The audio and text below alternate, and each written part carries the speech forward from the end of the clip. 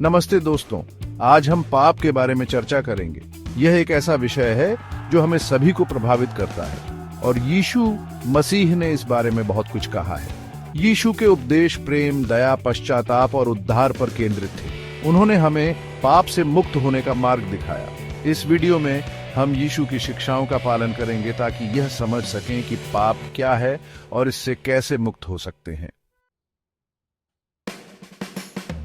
यीशु ने स्पष्ट किया कि कोई भी मनुष्य बिना पाप के नहीं है। हम सब गलतियां करते हैं और बुरे चुनाव करते हैं।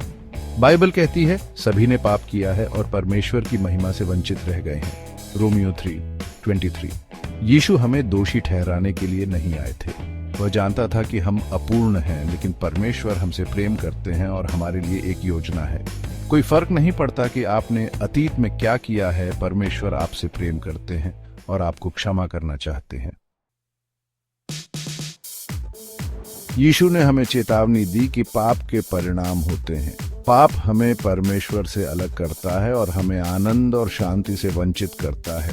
बाइबल पाप को मृत्यु के रूप में वर्णित करती है, न केवल शारीरिक बल्कि आध्यात्मिक मृत्यु भी। जब हम पाप में जीते हैं तो हम वास्तव में जी नहीं रहे होते हैं, लेकिन यीशु ने कहा, मैं जीवन देने आया हूँ, और वह भी बहुतायत से। यूहन्ना 10:10। यीशु के पास हमें पाप की शक्ति से मुक्त करने की शक्ति है। यीशु धर्मी लोगों के पास नहीं, पापियों के पास आए।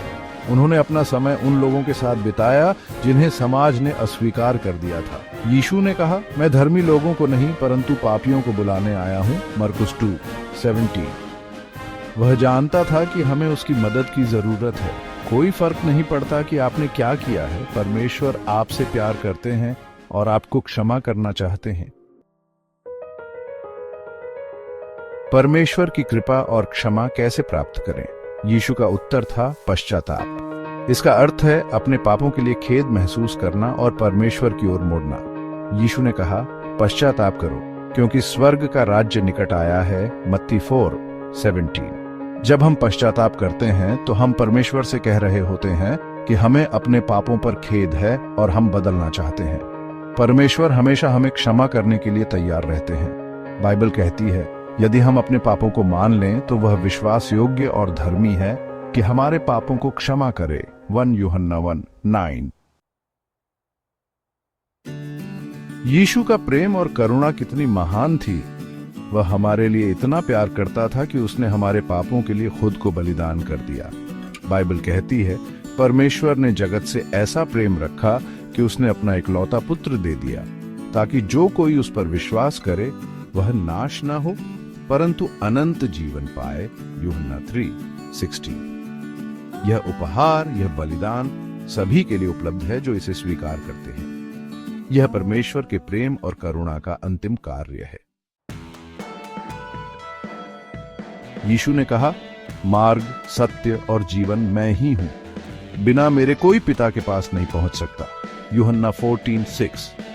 केवल यीशु मसीह के माध्यम से ही हम परमेश्वर के साथ सही संबंध बना सकते हैं और अनंत जीवन का अनुभव कर सकते हैं।